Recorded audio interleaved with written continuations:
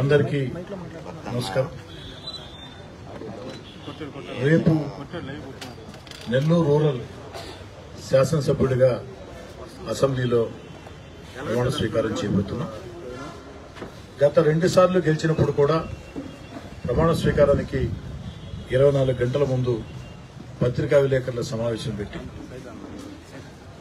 వారి ద్వారా ఈ గెలుపుకి కారణమైనటువంటి రూరల్ నియోజకవర్గ ప్రజలకి, నా కోసం కష్టం చేసిన నాయకులు కార్యకర్తలకి ప్రత్యేకంగా ధన్యవాదాలు తెలియజేసి ఆ పక్క రోజు ప్రమాణ స్వీకారం చేయటం గత 2 సార్లు కూడా ఇలాగే చేశాం. ఆ సాంప్రదాయాన్ని కొనసాగిస్తూ 3వసారి. ఎందుకంటే గతంలో చెప్పా, మళ్లీ చెప్తా, ఎప్పటికీ చెప్తూ ఉంటా, నా జీవితంలో ఈ గెలుపు అతి ముఖ్యమైన గెలుపు, అతి కీలకమైన గెలుపు. అన్ని శక్తులు ఒక్కటై ఒంటరిని చేసి పద్మవ్యూహంలో అభిమన్యుళ్ళ వధిస్తాం. ఆఖరికి రాజకీయంగా బూడిద చేస్తాం. రాజకీయంగా బూడిద చేసినా ఆ బూడిదలో నుంచి ఫినిక్స్ ఫస్ట్ పుట్టినట్టు మళ్లీ పుట్టకుండా ఆ బూడిదని పెన్నా నదిలో కలిపేస్తాం. రాజకీయంగా శిరఛేదనం చేస్తామని అనేక మంది ఆదాల ప్రభాకర్ రెడ్డి గారి అనుచరులు మాట్లాడి, కానీ ప్రజలు మాత్రం ఒక స్పష్టమైన తీర్పునిచ్చారు. గత ఈ 2 ఎన్నికల్లో నాకు రాని అతి భారీ మెజార్టీని ఈసారి అందించి ఒక అద్భుతమైన విజయాన్ని, ప్రజల మీద నమ్మకం పెట్టుకుంటే, కార్యకర్తల మీద నమ్మకం పెట్టుకుంటే ఆ నమ్మకం నిజమవుతుంది అన్న నా విశ్వాసం మరోసారి రుజువైంది. అందుకే ఇది ముఖ్యమైన గెలుపు. ఈ సందర్భంగా ప్రమాణ స్వీకారం చేసే ముందు మీ ద్వారా నెల్లూరు రూరల్ ప్రజలందరికీ 35,000 ఓట్ల భారీ మెజార్టీతో గెలుపునందించి, 35,000 ఓట్ల భారీ మెజార్టీ కాదు, నెల్లూరు రూరల్ నియోజకవర్గంలో 18 గ్రామాలు, 26 డివిజన్లు ఉంటే 26 డివిజన్లలో కూడా ప్రతి డివిజన్లో నాకే మెజార్టీ అందించారు. 18 గ్రామాల్లో కూడా ప్రతి గ్రామంలో నాకే విజయాన్ని అందించారు.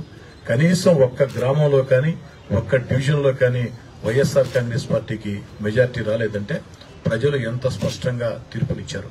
అందుకే ప్రజలకి, నా కోసం కష్టం చేసిన కార్యకర్తలకి ప్రత్యేకంగా ధన్యవాదాలు తెలియజేస్తూ, మీ అందరి ఆశీస్సులతో, దేవుడి దయతో రేపటి రోజున మీ శాసనసభ్యుడిగా 3వసారి ప్రమాణ స్వీకారం చేయబోతున్నా. ప్రమాణ స్వీకారం అనంతరం వివిధ శాఖల మంత్రుల్ని వ్యక్తిగతంగా కలిసి నెల్లూరు రూరల్ నియోజకవర్గంలో అపరిష్కృత సమస్యలు, పరిష్కారం కాని సమస్యలు ఉన్నాయో ఆ సమస్యలు, ఏదైతే సగం పని జరిగి ఉన్నాయో అవి, ప్రారంభంగాని పనులు ఉన్నాయి అవన్నీ కూడా సంబంధిత మంత్రులకి అందించి, అక్కడి నుంచి వచ్చిన తర్వాత మీ అందరి సహాయ సహకారాలతో నియోజకవర్గంలో ప్రతి ప్రాంతంలో కూడా పర్యటించి ఆ యొక్క అభివృద్ది కార్యక్రమాలు వేగవంతంగా పరుగులెత్తేదానికి, ప్రభుత్వం పెట్టే సంక్షేమ పథకాలు ప్రతి ఒక్క అర్హుడికి అందేదానికి ఓ ప్రజా శాసనసభ్యుడిగా కృషి చేస్తానని చెప్పని చెప్తూ ఉన్నాం. కాకపోతే వైఎస్ఆర్ కాంగ్రెస్ పార్టీ ఎన్నికల్లో దారుణంగా ఓడిపోయింది. చంద్రబాబు గారి నేతృత్వంలో తెలుగుదేశం పార్టీ కూటమి ఘన విజయం సాధించింది. అయితే ఓడిపోయిన తర్వాత వైఎస్ జగన్మోహన్ రెడ్డి గారి దగ్గర నుంచి ప్రతి వైఎస్ఆర్ కాంగ్రెస్ పార్టీ నాయకుడు తప్పంతా ఈవీఎంలు అంటున్నారు. నేను జగన్మోహన్ రెడ్డి గారికి, వైఎస్ఆర్ కాంగ్రెస్ పార్టీ నాయకులకి చెప్పేది ఒకటే, రాజకీయాల్లో గెలుపు ఓటమి సహజం. గెలుపు ఓటమి రాజకీయాల్లో సహజం. గెలిచామని విర్రవీగినా, ఓడామని భయపడినా, గెలిచామని విర్రవీగినా, ఓడామని భయపడినా, ఓడామని అడుగు వెనక్కి వేసినా అక్కడి నుంచే మన పతనం స్టార్ట్ అవుతుంది. అలా కాకుండా ఎందుకు ఓడామా అన్న కారణాలు సమీక్షించుకుని, లోపాలను సరిచేసుకుని, బాధ్యత గల ప్రతిపక్షంగా, ప్రతిపక్ష హోదా కూడా వైఎస్ఆర్ కాంగ్రెస్ పార్టీకి రాలేదు కాబట్టి బాధ్యత గల ఓ పార్టీగా అసెంబ్లీలో ప్రజా సమస్యల పట్ల ఉండాలి. కానీ అలా కాకుండా తప్పంతా ఈవీఎంల మీద దోస్తే దాన్ని ప్రజలు హర్షించరు, ప్రజలు అసహించుకుంటారు, నవ్వులు పాలవుతారు. జగన్మోహన్ రెడ్డి గారైనా వైఎస్ఆర్ కాంగ్రెస్ పార్టీ అయినా ప్రజల్లో నవ్వులు పాలవుతారు. ఈ సందర్భంగా ఏదైతే ఎన్నికల్లో ఓడి ఎందుకు ఓడావా కారణాలు అన్వేషించకుండా, ఓడావని భయపడకుండా, అడుగు వెనక్కేయకుండా రాజకీయాల్లో గెలుపోవటం సహజమని ఒక స్ఫూర్తిగా ముందుకు సాగకుండా ఈవీఎంల మీద ఆరోపణలు చేసే జగన్ గారిని, వైఎస్ఆర్ కాంగ్రెస్ పార్టీ నాయకుల్ని కొన్ని ప్రశ్నలు అడుగుతున్నా వారు దానికి సూటిగా స్పష్టంగా సమాధానం చెప్పగలిగితే ప్రజలు అర్థం చేసుకుంటారు. నేను అడిగేది ఏమిటంటే, వైఎస్ఆర్ కాంగ్రెస్ పార్టీ నాయకులారా, ఈవీఎంలు ట్యాంపరింగ్ చేసేటట్లుంటే బీజేపీ 400 సీట్లు లక్ష్యంగా పనిచేసింది, 400 సీట్లు గెలవబోతున్నామని చెప్పింది. మరి మిత్రపక్షాల సహకారంతోనే ఈరోజు కేంద్రంలో బీజేపీ అధికారంలో ఉండే పరిస్థితి. నిజంగా ఈవీఎంలు ట్యాంపరింగ్ జరిగి ఉంటే బీజేపీ మిత్రపక్షాల మీద ఆధారపడే పరిస్థితి ఎందుకు వస్తుంది? ఆఖరికి అయోధ్యలో, ఆఖరికి ఉత్తరప్రదేశ్ లో బీజేపీకి అంత భారీగా ఎందుకు సీట్లు తగ్గుతాయి? ఉత్తరప్రదేశ్ బీజేపీ అధికారంలో ఉండే రాష్ట్రం, బీజేపీ ముఖ్యమైన రాష్ట్రం. ఆ యొక్క రాష్ట్రంలో ఎందుకు బీజేపీకి దారుణంగా సీట్లు తగ్గుతాయి? ఆఖరికి అయోధ్య ఉన్న ఫైజాబాద్ పార్లమెంట్ సీటు ఏదైతే బీజేపీ ప్రతిష్టగా తీసుకుందో, అయోధ్య రామ మందిరం, ఆ అయోధ్య ఉన్న ఫైజాబాద్ పార్లమెంట్ బీజేపీ ఎందుకు ఓడిపోతుందో ఒక్కసారి జగన్మోహన్ రెడ్డి గారు, వైఎస్ఆర్ కాంగ్రెస్ పార్టీ నాయకులు సమాధానం చెప్పాలి. బీజేపీ తమిళనాడులో పాగా వేయాలని విశ్వ ప్రయత్నం చేసింది. అన్నామలై బీజేపీ తమిళనాడు అధ్యక్షుడు ఒక పోరాట స్ఫూర్తి తగిలించి ముందుకు కదిలాడు. అన్నామలై కూడా ఎంపీగా ఓడిపోయాడు. బీజేపీ ట్యాంపరింగ్ చేసి ఉంటే అన్నామలైని గెలిపించుకోలేదా? మరి ఆంధ్ర రాష్ట్రంలో బీజేపీకి అతి ముఖ్యమైనటువంటి పార్లమెంటు సీటు మాజీ ముఖ్యమంత్రి కిరణ్ కుమార్ రెడ్డి గారు పోటీ చేసిన రాజంపేటలో బీజేపీ ఎందుకు ఓడిపోతుందో ఒక్కసారి ఆలోచించారు. అంతేకాదు, తెలుగుదేశం పార్టీ కడప పార్లమెంటుకి ఎందుకు ఓడిపోతుంది? కడప పార్లమెంటులో నిజంగా ఈవీఎంలు ట్యాంపరింగ్ జరిగి ఉంటే వైఎస్ఆర్ కాంగ్రెస్ పార్టీ ఎలా గెలుస్తుంది? ఈవీఎంలు ట్యాంపరింగ్ జరిగి ఉంటే చంద్రబాబు నాయుడు గారికి 1,00,000 ఓట్ల మెజార్టీ ఎవరైనా రావాలని కోరుకుంటారు. మరి చంద్రబాబు గారికి 1,00,000 ఓట్ల మెజార్టీ తెచ్చుకోలేరా ఈవీఎంలు ట్యాంపరింగ్ చేసుకుంటే? అంతెందుకు, సంవత్సరం ముందే ఆంధ్ర రాష్ట్రంలో పట్టభద్రుల ఎమ్మెల్సీ ఎన్నికలు జరిగాయి. 108 శాసనసభ స్థానాల్లో శ్రీకాకుళం నుంచి కడప దాకా తెలుగుదేశం పార్టీ. ఆ రోజు తెలుగుదేశం పార్టీ ఒక్కటే పోటీ చేసింది. తెలుగుదేశం పార్టీకి జనసేనతో పొత్తు లేదు, బీజేపీతో పొత్తు లేదు. జనసేన బీజేపీతో పొత్తు లేని వేళ ఒంటరిగా తెలుగుదేశం పార్టీ గ్రాడ్యుయేట్స్ ఎన్నికల్లో పోటీ చేస్తే అది బ్యాలెట్ పద్ధతిలో, బ్యాలెట్ పేపర్లోనే ఎన్నిక జరిగాయి.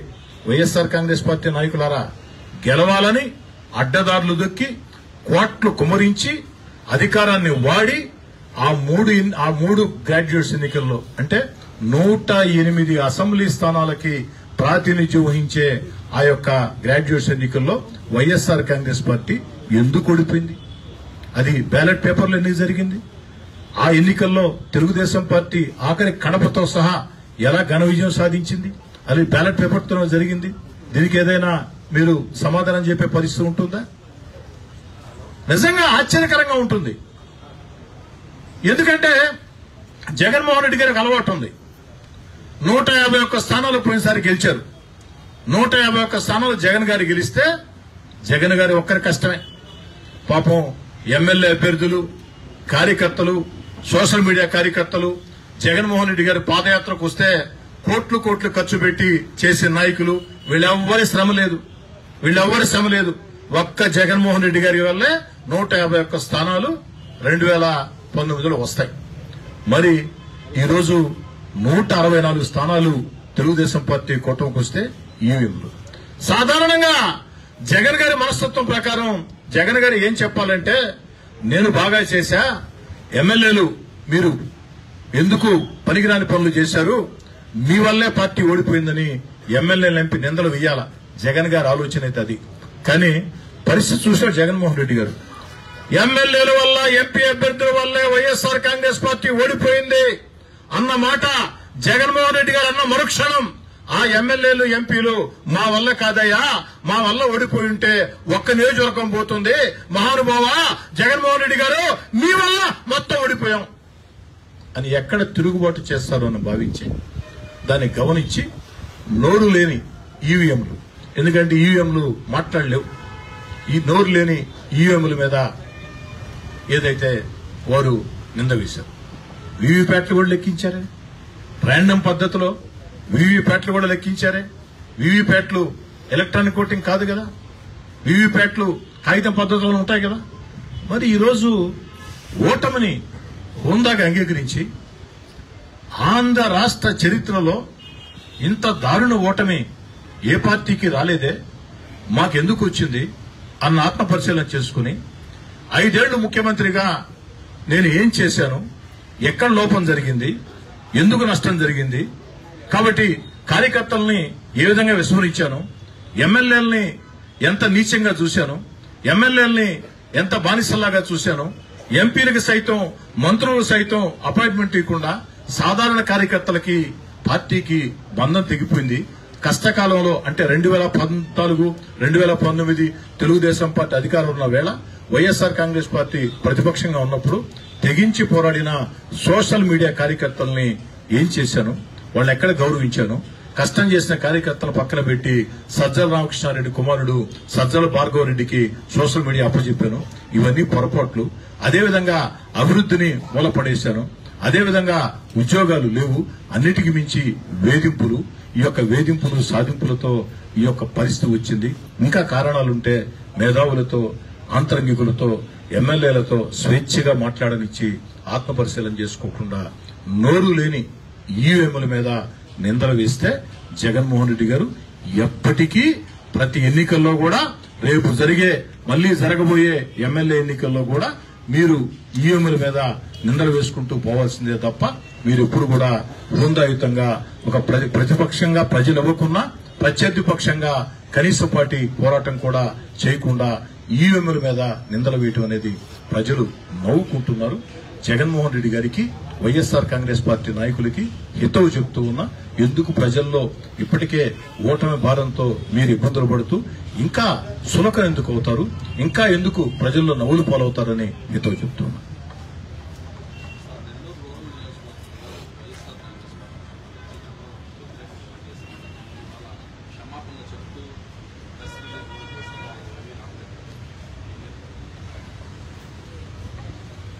ప్రశ్న మరోసారి అడగండి, అర్థం కలుగుతుంది.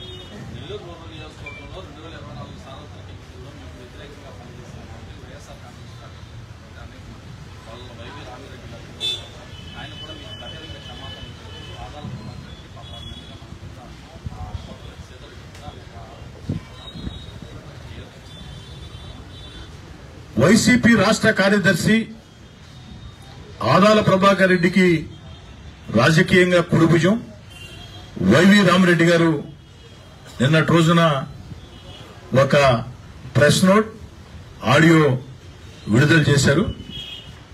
అందులో ఆదాల ప్రభాకర్ రెడ్డి గారు మోసగాడని, ఆదాల ప్రభాకర్ రెడ్డి నయవంచకుడని, ఆదాల ప్రభాకర్ రెడ్డి పెద్ద మనిషి ముసుగు దొడుక్కున్న మోసగాడని వైవి రామరెడ్డి చెప్పాడు.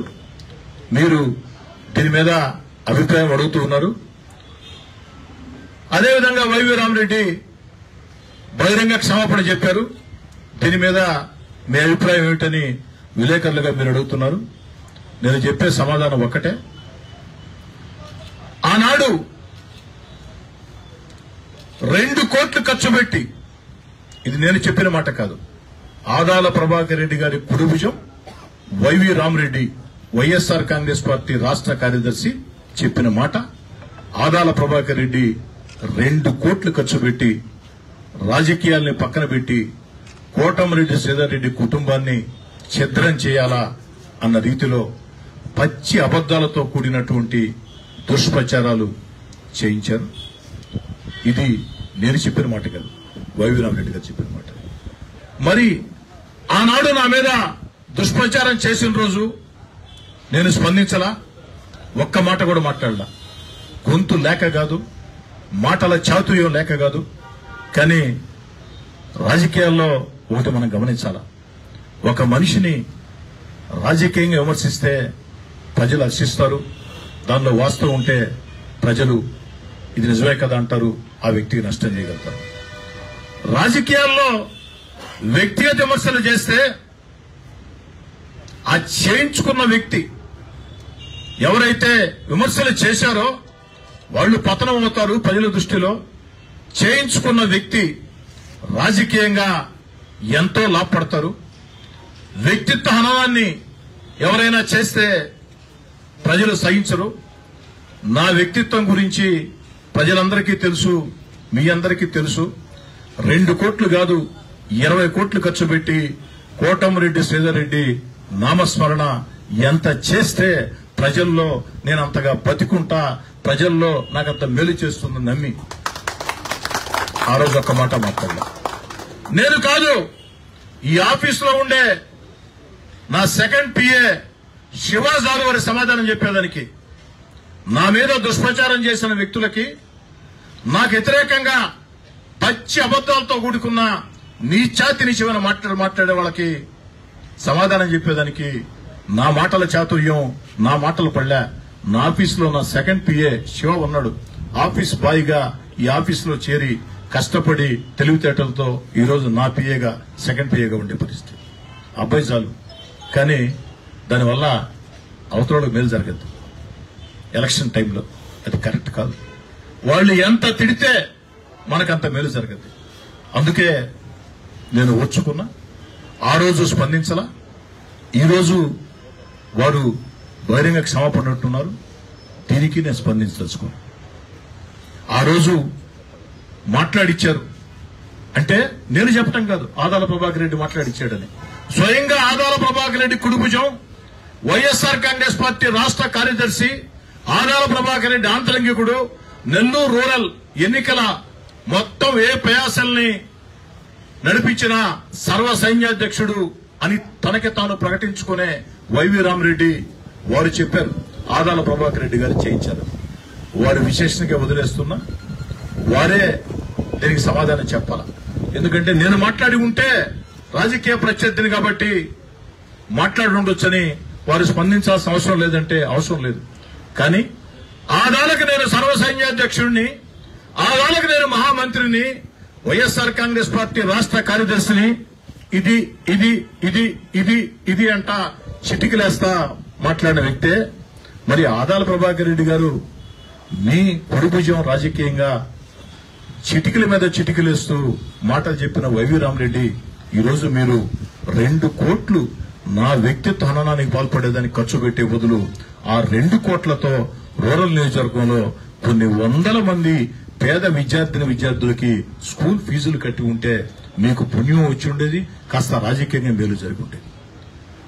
నా కుటుంబాన్ని ఛిద్రం చేయాలని, నా వ్యక్తిత్వాన్ని హననం చేయాలని పచ్చి అబద్దాలతో కూడిన వీడియోలు నా మీద పెట్టించి మాట్లాడిచ్చి దానికి 2 కోట్లు ఖర్చు పెట్టిన ఆదాల ప్రభాకర్ రెడ్డే ఆ 2 కోట్లు నా మీద ఖర్చు పెట్టే బదులు, వ్యక్తిత్వ హననానికి పాల్పడే బదులు రూరల్ నియోజకవర్గంలో బాగా చదువుకునే విద్యార్థులు కొన్ని వందల మందికి ఓ ఫీజు కట్టి ఉంటే నీకు మంచి పుణ్యం దక్కి ఉండేది. పుణ్యంతో పాటు రాజకీయంగా కాస్త ప్రయోజనం కూడా జరిగి ఉండేది. ఇదే నా సమాధానం.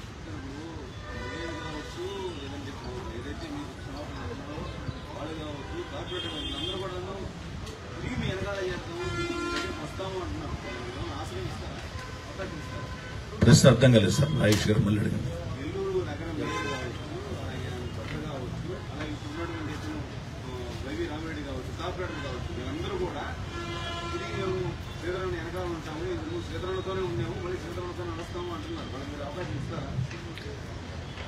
కాసేపు నేను శాసనసభ్యుడిని కాదు, మీరు పత్రికా విలేకరులకు కాదు, నా ఆవేదన ఓ 2 నిమిషాలు మీతో మాట్లాడతా.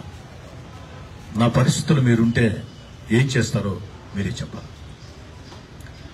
రాజకీయాల్లో రాజకీయ పోరాటం తప్పులేదు, లేదు వ్యక్తిగత విమర్శలు కూడా చేస్తూ ఉన్నారు. నేనేంది నారా చంద్రబాబు గారి మీద, పవన్ కళ్యాణ్ గారి మీద, ఎంతో మంది నాయకుల మీద, ఆఖరికి వైఎస్ జగన్ గారి మీద ఏ మాటగా మాట చెప్పుకోవాలా, ఎంతో మంది మీద వ్యక్తిగత విమర్శలు చేస్తూ ఉన్నారు. వారి మీదే చేసినప్పుడు నా మీద ఎంతలే అని నాకు నేను సర్ది చెప్పుకోవచ్చు. ఆ వీడియోల్ని గ్రూపుల్లో పెట్టారు. గ్రూపుల్లో పెట్టినప్పుడు పెట్టడం వాళ్ళ హక్కు, అది అబద్దాలైనా పచ్చి అబద్దాలైనా. కానీ రాజేష్ గారు దుర్మార్గంగా నా భార్య నా కుమార్తెను చూశారా లేదా అని, నా భార్య నా కుమార్తెల ఫోన్ నెంబర్లకి, పర్సనల్ ఫోన్ నెంబర్లకి నేరుగా నా వ్యక్తిత్వాన్ని హననం చేసే పచ్చి అబద్దాలతో కూడినటువంటి సోషల్ మీడియా పోస్టింగ్లు, వీడియోలు పెట్టిన వ్యక్తుల్ని ఏం చేయాలా మీరే చెప్పండి.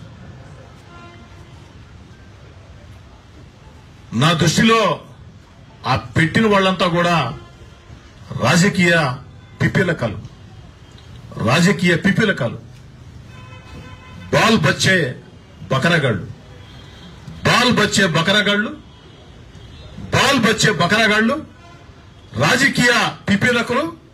వారి చేత ఆదాల ప్రభాకర్ రెడ్డి నా వ్యక్తిత్వాన్ని హననం చేసే రీతిలో పచ్చి అబద్దాలతో కూడుకున్న పోస్టింగులు సోషల్ మీడియాలో పెట్టడమే కాకుండా వారి చేత నా భార్య, నా 2 కుమార్తెల 3 ఫోన్ నెంబర్లకి నేరుగా పంపించాను. నా భార్య నా కుమార్తెలు ఏం పాపం చేశారండి చెప్పండి, మీరే చెప్పండి. ఏం చేయాలి వాళ్ళని? రాజేష్ గారు, నేను ఎవరికి భయపడను, జనంకు భయపడతా. జగన్మోహన్ రెడ్డి గారు సర్వశక్తివంత ముఖ్యమంత్రి అందరూ భావించారు. అలాంటి జగన్మోహన్ రెడ్డి గారితో కుదరలా. నాకు మా మనసులు తిరిగాయి, మా మనసులు కలవలా. 16 నెలల అధికారం ఉంది, ఎన్నికల్లో ఏమవుద్దో తెలియదు. కానీ అధికారాన్ని వదులుకుని శక్తివంతమైన ముఖ్యమంత్రి జగన్మోహన్ రెడ్డి గారితో వీధి పోరాటానికి సిద్దమైనటువంటి ఓ రాజకీయ సైనికుడిని, సాక్షాత్తు సర్వశక్తివంతమైన ముఖ్యమంత్రి వైఎస్ జగన్మోహన్ రెడ్డి గారిని మనసులు కలవలా. నేను ఆఖరి దాకా జగన్ గారితో ఉండి ఆఖరిలో మోసం చేయొచ్చు, అలా నాకు ఇష్టం లేదు. నేను ఎందుకు జగన్ గారిని మోసం చేయాలా? 16 నెలల అధికారాన్ని వదులుకుని ఎన్ని ఇబ్బందులు పడ్డానో, ఎన్ని కష్టాలు పడ్డానో, ఎన్ని నష్టాలు పడ్డానో, ఎన్ని కేసులు పెట్టించుకున్నానో ఈ జిల్లా ప్రజలందరికీ, రాష్ట్ర ప్రజలకు మొత్తం కూడా తెలుసు. మరి అంత జగన్మోహన్ రెడ్డి గారినే ఒక రాజకీయ సైనికుడిగా వీధి పోరాటానికి సిద్దమైన నేను, విజయమో వీర స్వర్గమో, గెలిస్తే విజయలక్ష్మి, ఓడితే స్వర్గం, వీర స్వర్గం మన కోసం ఎదురు చూస్తుందని ప్రాణాలకు తెగించి పోరాటం చేసిన వ్యక్తిని ఇలాంటి రాజకీయ పిపీలకాలు, బాల్ బచ్చే బకరగాళ్లు, బాల్ బచ్చే బకరగాళ్లు, రాజకీయ పిపీలకాలు ఈ రోజు కాదు, నేను నా ఇంటికి నా భార్య నా కుమార్తెలు పోస్టింగ్ పెట్టిన రోజే వాళ్ళని అన్ని రకాల శిక్షించగలుగుతా. ఆ శక్తి నాకుంది. అధికారం లేకుంటే ఇళ్ల ముందు మనుషులు కనపడరు చాలా మంది నాయకులకి. అధికారం ఉన్నా లేకున్నా నా కోసం రక్తం ధారపోసే, నా కోసం ప్రాణం ఇచ్చే నా కార్యకర్తలు నాకున్నారు. ఇది నాకు ఆ దేవుడిచ్చిన వరం, దేవుడిచ్చిన వరం. నా కోసం కష్టం చేసే కార్యకర్తలు ఉన్నారు, నా కోసం తెగించి పనిచేసే కార్యకర్తలు ఉన్నారు, నా కళ్లల్లో సంతోషం కోసం ఏమైనా చేసే కార్యకర్తలు నాకున్నారు, నా కళ్లల్లో కన్నీళ్లు వస్తే భరించడానికి కార్యకర్తలు ఉన్నారు. ఆ నమ్మకంతోనే సాక్షాత్తు జగన్ గారితోనే వ్యతిరేకంగా పోరాటం ప్రారంభించారు. విజయం వరించింది, విజయలక్ష్మి వరించింది. మరి వీరిని ఆ రోజే నేను శిక్షించవచ్చు ప్రజా కోర్టుల్లో, కానీ దేన్ని శిక్షించలేదంటే ప్రజలకు భయపడి. నా దృష్టిలో నేను ఎవరికీ భయపడను, ప్రజలకు మాత్రం భయపడతాను. ముఖ్యంగా, మరీ ముఖ్యంగా నెల్లూరు రూరల్ ప్రజలకు భయపడతాను. ఎందుకంటే వాళ్ళు ఓటేసి గెలిపిస్తే 3 సార్లు నేను ఎమ్మెల్యేనయ్యా, వాళ్ళు ఓటేకుంటే ఎమ్మెల్యే కాను. ప్రజలకి భయపడి నేను ఏదైనా వీళ్ళ పట్ల కాస్త దుందుడుగ్గా వ్యవహరిస్తే జరిగిందేమిటో ప్రజలకు తెలియదు. జరిగిందేమిటో. వీరు నా భార్య నా కుమార్తెలకి పంపించిన దుర్మార్గమైనటువంటి ఆ మెసేజ్లు ప్రజలకు తెలియదు. నేను చేసిన చర్యే ప్రజలకి దుందుడుగా భావిస్తారని నెల్లూరు రూరల్ ప్రజలకు భయపడి ఈ రాజకీయ పిపిలకాలని బాల్ బచ్చే బకరాగాళ్ళని వదిలేని తప్ప ఆ రోజే అధికారం లేని వేళ ఆ రోజే వీళ్ళంతూ చూడాలంటే నాకు పెద్ద సమస్య కాదు రాజేష్ గారు. దేవుడు నాకు ఆ శక్తి ఇచ్చాడు, ఆ ధైర్యం ఇచ్చాడు, కార్యకర్తల బలగాన్ని ఇచ్చాడు. కేవలం నెల్లూరు రూరల్ ప్రజలకు భయపడి వారి జోలికి కూడా వెళ్ళాను. కానీ ప్రజలు మాత్రం నా నమ్మకాన్ని నిజం చేశారు, స్పష్టంగా తీర్పునిచ్చారు. నేను అడుగుతున్నా రాజేష్ గారు మిమ్మల్ని ఇప్పుడు చెప్పండి, మీకే ఈ సమస్య వచ్చి ఉంటుంది. మీ ఇంట్లో అమ్మ ఉంది, మీ ఇంట్లో భార్యలు ఉన్నారు, మీ ఇంట్లో చెల్లెళ్ళు ఉన్నారు, మీ ఇంట్లో కూతుర్లు ఉన్నారు, మీ ఇంట్లో అక్కలు ఉన్నారు, మీ ఇంట్లో పెద్దమ్మలు పిన్నమ్మలు ఉన్నారు. ఆఖరికి నా వియ్యంకుడికి నా వియ్యంకురాలికి రెండో వియ్యంకుడైతే ఖమ్మంలో ఉంటాడండి, నెల్లూరు కాదు. ఈ నెంబర్లన్నీ ఆదాల ప్రభాకర్ రెడ్డికి ఎట్ట తెలిసేయండి? ఇక్కడ పనిచేసిపోయిన ఒకరిద్దరు పిఏలే కదండి. నా దగ్గర జీతం తీసుకుని నేను బిడ్డల్లాగా పెంచితే అధికారాలు ఉన్నంత కాలం కోటంరెడ్డి శ్రీధర్రెడ్డి చాలా గొప్పోడు. అధికారం ఉన్నంత కాలం కోటంరెడ్డి శ్రీధర్రెడ్డి గొప్పోడు. అధికారం దూరం జరిగిన తర్వాత 24 గంటల్లో అక్కడ వాళ్ళు చేరారు.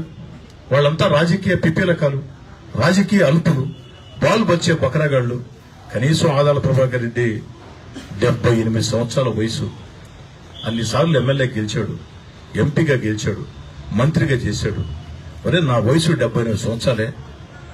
78 సంవత్సరాల వయసులో ఇన్నిసార్లు నేను ఎమ్మెల్యే గెలిచా, ఎంపీగా గెలిచా. రాజకీయ పోరాటం చేద్దాం. రాజకీయ పోరాటం కాకుండా ఈ విధంగా వ్యక్తిగత పోరాటం కరెక్ట్ కాదు. వ్యక్తిగత విమర్శలు, అది కూడా పచ్చి అబద్దాలతో కూడా విమర్శలు కరెక్ట్ కాదు. దాన్ని కూడా అంగీకరిస్తా. మీ ఎంతో మంది పెద్ద నాయకులు మంచి చేస్తున్నారు. కానీ నా భార్య నా కుమార్తెలకి వారి సెల్ ఫోన్ నెంబర్లకి వీడియోలు ఉంటుంది. రాజేష్ గారు, ఏడ్చుకున్న రాత్రులు ఉన్నాయి. నా భార్య నేను పట్టుకుని, నా కుమార్తెలను పట్టుకుని ఏడ్చుకున్న రాత్రులు ఉన్నాయి. వీళ్ళ జీవానికి ఎలక్షన్ ప్రచారంలో నెల రోజులు అరగంటకి నా భార్య నా కుమార్తెలకు ఫోన్ నెంబర్లకి వీళ్ళు పెడతా ఉంటే రకరకాల వీడియోలు. నా భార్య నా కుమార్తెలు వాట్సాప్ బ్లాక్ చేసుకున్నారు. మీరు చెక్ చేసుకోండి కావాలంటే. ఏంటండి దుర్మార్గం? నీకా డబ్బులున్నాయని, అధికారం మదం ఉందని, నీకా డబ్బులు కావాలా? నీకు అధికారం మదం కావాలా? నాకు చేయాలంటే డబ్బులు పడలే, అధికారం మదం పడలే, చేయగలుగుతా. కానీ చేస్తే నీకు నాకు తేడా లేకుండా పోద్ది.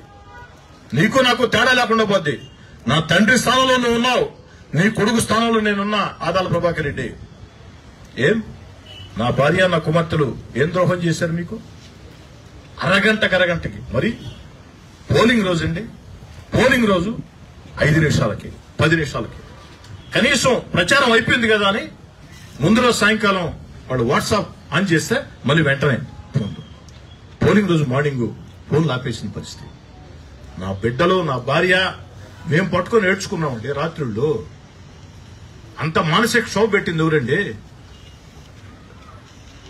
ఆదాల ప్రభాకర్ రెడ్డి కాదా? ఇది నేను చెప్పే మాట కాదండి. ఆదాల ప్రభాకర్ రెడ్డి 2 కోట్లు ఖర్చు పెట్టాడని ఆదాల ప్రభాకర్ రెడ్డి కుడిభుజం వైఎస్ఆర్ కాంగ్రెస్ పార్టీ రాష్ట్ర కార్యదర్శి ఆదాల అంతరంగికుడు వైవి రామిరెడ్డి చెప్పే మాట. ఏ సమాధానం చెప్తా ఆదాల ప్రభాకర్ రెడ్డి?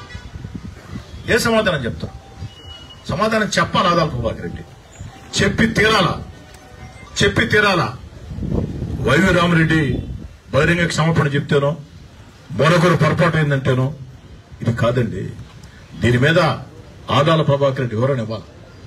ఆదాల వివరణ ఇస్తే అసెంబ్లీకి వెళ్తున్న సాయంకాలం వచ్చిన తర్వాత వారు వివరణ ఇస్తే అప్పుడు నేను వివరణ ఇస్తా ఏం చెప్పాల్సిందనేది. దయచేసి మీడియా మిత్రులను కోరుతూ ఉన్నా, మీడియా మిత్రులారా, గత 6 నిమిషాల నుంచి నేను మాట్లాడిన మాటలు ఓ ఎమ్మెల్యేగా మాట్లాడాల, మిమ్మల్ని విలేకరులుగా మాట్లాడుకోవాలి. నా స్థానంలో మీరుంటారు, నా స్థానంలో మీరుంటారు. మీ తల్లికో, మీ భార్యకో, మీ చెల్లెళ్లకో, మీ అక్కలకో, మీ కుమార్తెలకో వాళ్ళ ఫోన్ నెంబర్లకి దుర్మార్గంగా వెంటాడుతూ అరగంట 10 నిమిషాలు గంటకి మెసేజ్ పెడుతూ ఉంటే జీవం నెత్తులండి. కానీ భరించాను. దేనికి భరించానంటే ప్రజలకు భయపడ్డా. నన్ను రెచ్చగొట్టాలని చూస్తున్నారు. నేను వీళ్ళ ఉచ్చులో పడి రెచ్చిపోతే నన్ను భయంకరంగా చిత్రించాలని చూస్తున్నారు. ఆఖరికి పోలింగ్ నాడు ఎల్లో కలర్ ప్యాడ్స్ ఎత్తుకొని పోతే చించేశారు. అబ్జెక్షన్ చెప్పొచ్చు ఆర్ఓకి. చించే హక్కు ఎవరికి ఇచ్చారండి? ఎల్లో ప్యాడ్ తీసుకోపోకూడదు రూల్ ఎక్కడ ఉందండి? ఎల్లో ప్యాడ్ తీసుకోపోకూడదు అనుకుంటే పైన ఫ్యాన్ ఉండొచ్చా? పోలింగ్ బూత్ లో పైన ఫ్యాన్ ఉండొచ్చా? రోడ్డు మీద సైకిల్ తిరగొచ్చా? టీ బంకుల దగ్గర గ్లాసు ఉండొచ్చా? ఆ మాత్రం నియమాలు కూడా తెలియకుండా విజయసాయిరెడ్డి, ఆదాల ప్రభాకర్ రెడ్డి వీధి రౌడీల్లా, విజయసాయిరెడ్డి, ఆదాల ప్రభాకర్ రెడ్డి వీధి రౌడీల్లా, చెల్లర రౌడీల్లా ఆడికెళ్లి ఆ ప్యాడ్లు చించేశారు. అది కూడా ఒక వ్యూహం వాళ్ళది. వాళ్ళు ఉదయం 7 గంటలకే స్టార్ట్ చేశారు. ఇది రెచ్చగొడితే నేను వచ్చి ఎదుర్కొంటా. వెంటనే 9 గంటకి రోడ్డు మీద కూర్చొని కోటమిరెడ్డి సీతారెడ్డి రౌడీ, కోటమిరెడ్డి సీతారెడ్డి గూండా, కోటమిరెడ్డి సీతారెడ్డి దుర్మార్గుడు అని చెప్పేదానికి. అందుకే అందరికి ఫోన్ చేసి చెప్పి ఎక్కడ ఉచ్చులో పడద్దు. వాడు కొట్టే దెబ్బ దెబ్బ తినండి, తీసుకుందాం. వాడు కొట్టే దెబ్బను తీసుకుందాం. తిరిగి దానికి ఏ సమాధానం చెప్పాలనో అక్కడ ప్రణాళిక సిద్ధంగా ఉంది. ఎక్కడ కూడా రెచ్చిపోతుంది చెప్పి. కాబట్టి ఆదాల ప్రభాకర్ రెడ్డి ఓ మోసగాడు, ఆదాల ప్రభాకర్ రెడ్డి ఓ నైవంచకుడు, ఆదాల ప్రభాకర్ రెడ్డి పెద్ద మనిషి ముసుగు వేసుకున్న దుర్మార్గుడు. ఈ మాటలు అన్నది నేను కాదు, ఆదాల కుడిభుజం వైఎస్ఆర్ కాంగ్రెస్ పార్టీ రాష్ట్ర కార్యదర్శి వైవి రామరెడ్డి. కోటమిరెడ్డి సీతారెడ్డి మంచి నాయకుడు. కోటమిరెడ్డి సీతారెడ్డి పేద, సామాన్య, మధ్యతరగతి కుటుంబాల సమస్యల్ని తీర్చేదంటూ ముందుంటాడు. ఈ మాట అన్నది నేను కాదు, వైవి రామరెడ్డి, ఆదాల కుడిభుజం. కోటమిరెడ్డి సీతారెడ్డి మీద వ్యక్తిగతంగా దుర్మార్గంగా దుష్ప్రచారాలు చేయవద్దని ఆదాల ప్రభాకర్ రెడ్డికి అనేక సార్లు హితవు చెప్పారు. ఈ మాటలు అన్నది నేను కాదు, వైవి రామరెడ్డి. కోటమిరెడ్డి సీతారెడ్డి వ్యక్తిత్వాన్ని హననం చేసే రీతిలో కోటమిరెడ్డి సీతారెడ్డిని మానసికంగా క్షోభ పెట్టాలని, పక్కదారి పట్టించాలని, రెచ్చగొట్టాలని సోషల్ మీడియా ద్వారా 2 కోట్లు ఖర్చు పెట్టి ఆదాల ప్రభాకర్ రెడ్డి ఈ పని చేశాడు అని చెప్పింది నేను కాదు, ఆదాల కుడిభుజం వైఎస్ఆర్ కాంగ్రెస్ పార్టీ రాష్ట్ర కార్యదర్శి వైవి రామరెడ్డి. ఆదాలని నట్టేట్లో కార్యకర్తలు ముంచేసి వెళ్ళిపోయాడు. ఆదాల ప్రభాకర్ రెడ్డి నట్టేట్లో కార్యకర్తల్ని ముంచేసి వెళ్ళిపోయాడు. ఆ కార్యకర్తల ఉసురు ఆదాలకు తగులుతుంది అని చెప్పింది నేను కాదు, ఆదాల కుడిభుజం వైవి రామరెడ్డి. మరి కోటమిరెడ్డి సీతారెడ్డికి బహిరంగ క్షమాపణ చెప్తున్నా అని చెప్పింది ఒక్కదానికి మాత్రం వైవి రామరెడ్డికి ధన్యవాదాలు చెప్పదలుచుకున్నా. ఈ విషయంలో కోటమిరెడ్డి సీతారెడ్డి కుటుంబం ఎంత మానసిక క్షోభ అనుభవించి ఉంటుందో నేను అర్థం చేసుకున్నా. నేను చేసిన తప్పుని సరిచేసుకుంటున్నా. ఇది నాకు ఆ దేవుడిచ్చిన ఆలోచనగా భావిస్తున్నా అని చెప్పారు. దానికి మాత్రం వారికి ధన్యవాదాలు. ఎవరైనా తప్పని తెలుసుకున్నారు కాబట్టి ఇప్పుడు బాల్ ప్రభాకర్ రెడ్డి కోర్టులో ఉంది. ప్రభాకర్ రెడ్డి గారు సమాధానం చెప్తే తిరిగి సమాధానం చెప్పేదానికి ఎప్పుడు సిద్ధంగా ఉంటాం. దాంట్లో ఏం తేడా లేదు.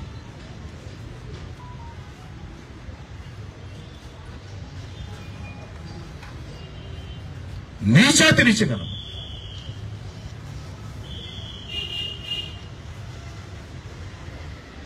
అందరికీ కుటుంబాలు ఉంటాయి. ఆఖరి విషయం, ముఖ్యమైన విషయం చెప్పడం మర్చిపోయారు మీకండి. నేను మా నాయకులు, కార్యకర్తలు మొత్తం ఆదేశాలు ఇచ్చాను. ఎలక్షన్ ప్రచారం స్టార్ట్ అవుతానే ఎక్కడైనా మీరు ముందుగా ప్రోగ్రాం పెట్టుకోమన్నా స్థానికంగా ఆదాల ప్రభాకర్ రెడ్డి గారైనా వారి కుమార్తెనా అక్కడికి వస్తే వాళ్ళ ప్రోగ్రామ్ ని డిస్టర్బ్ చేయకండి. మీ ప్రోగ్రామ్ ని క్యాన్సిల్ చేసుకోండి. మరో ప్రాంతంలో తిరగండి. ఆ ప్రాంతంలో వాళ్ళు తిరిగిన తర్వాత తిరగండి. ముఖ్యంగా ఆదాల కుటుంబ సభ్యులు, ఆదాల కుమార్తె ఇంకెవరైనా వస్తే గౌరవంగా చూడండి అని చెప్పని మా నాయకులు మొత్తం చెప్పారు. ఎక్కడ ఆదాల కుమార్తె గారు తిరిగితే మా వైపు నుంచి ఎక్కడ చిన్న పొరపాటు జరగదు. అదే నాగరాజు గారు మీరే సాక్ష్యం దీనికి. 29వ డివిజన్లో గాంధీనగర్ లో నా రెండో కుమార్తె ప్రచారం చేస్తుంటే వైఎస్ఆర్ కాంగ్రెస్ పార్టీ నాయకులు వెంటబడి వైసీపీ జెండాలు చేత పెట్టుకుని ఆ రోజు అక్కడ వాళ్ళ కార్యక్రమం లేని కూడా లేదు. మాది 3 రోజుల ముందే సోషల్ మీడియాలో తెలియజేశాం నా కుమార్తె ప్రచారం చేస్తుందని. వెంటబడి హేళన చేస్తూ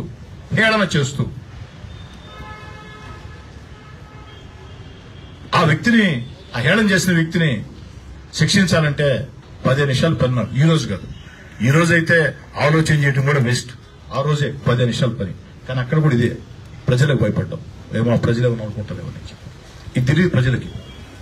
ఎంతవరకు న్యాయం? మన ప్రత్యర్థులు రాజకీయాల్లో ఎవరు శత్రువులు కాదు. మన ప్రత్యర్థులైనా పెళ్లిళ్ళలో పేరెంటాల్లో కనపడితే నమస్కారం పెట్టడం గౌరవంగా. కుటుంబ సభ్యులంటే కొంచెం ఆప్యాయత చూపిస్తాం. రాజకీయాలు ఏమి శత్రు దేశాలేం కాదు కదా. నాకున్న సంస్కారం ఆదాల ప్రభాకర్ రెడ్డి మీకు లేకుంటే అంట. మీ కుమార్తె తిరిగింది ఎక్కడైనా మా వాడ నుంచే రూరల్లో చిన్నపాటి సంఘటన జరిగిందా? మీ పర్యటనలో జరిగాయా? అదే నా కుమార్తెలు తిరుగుతుంటే ఎవరి ప్రోద్బలంతో వాళ్ళు ఎన్ని చేశారు చూడాలి. రేపో ఎల్లుండో వాళ్ళు ఏం చెప్తారో చూడాలి. అయ్యా మా సొంతంగా చేసామను, లేకపోతే నీ కూడా ఆయన చేయించాడను చెప్పాలి. అందుకే దాని గురించి మాట్లాడదలుచుకోవాలి. వైవి రామరెడ్డి చెప్పిన మాటలు మాత్రమే మాట్లాడా. దయచేసి మీడియా మిత్రులారా, నా మానసిక పరిస్థితి, నా భావోద్వేగాలు అర్థం చేసుకోండి. నేను ఏటికి బాధపడ్డాను. నువ్వు రాజకీయంగా నన్ను తిట్టు, వ్యక్తిగతంగా కూడా నన్ను తిట్టు. చంద్రబాబు గారినే తిట్టారు, పవన్ కళ్యాణ్ గారినే తిట్టారు. వారితో పోల్చుకుంటే నేనెంత? లోకేష్ గారిని తిట్టారు, నేనెంత వారితో పోల్చుకుంటే? ఒకరు సుదీర్ఘ అనుభవం ఉన్న వ్యక్తి చంద్రబాబు నాయుడు గారు జీవితంలో ఏ రోజు కూడా కన్నీటి బొట్టు కాల్చాల. చంద్రబాబు నాయుడు గారు ఈ రాష్ట్రంలో కాదు, 2 తెలుగు రాష్ట్రాల్లో చంద్రబాబు గారు లాంటి రాజకీయ అనుభవజ్ఞుడు ఎవరూ లేరు. ప్రత్యర్థులు సైతం అంగీకరించాల్సిందే.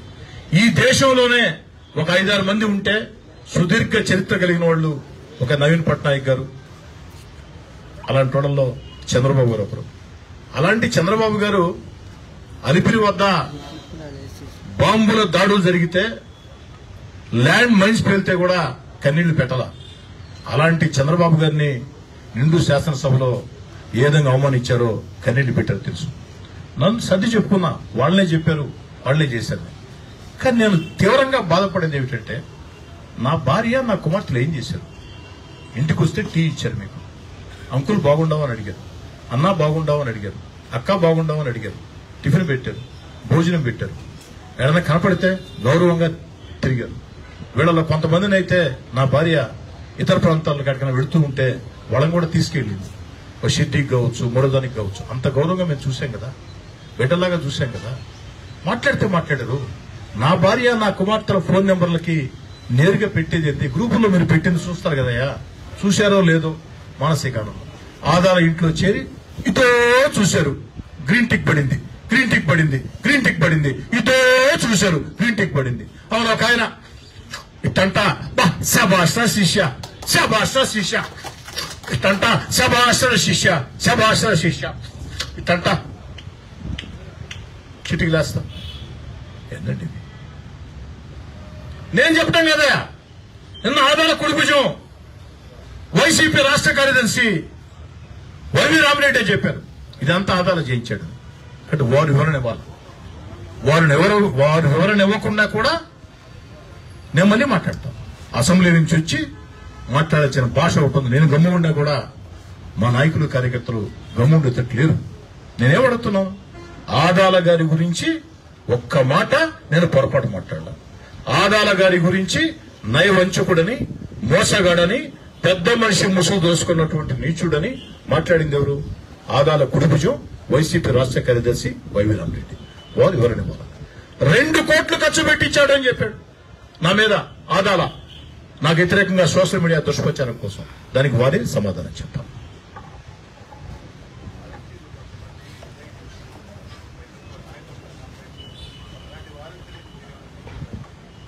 నా ఉద్దేశంలో సార్, వాలంటీర్లు పాపం బాగా చదువుకుని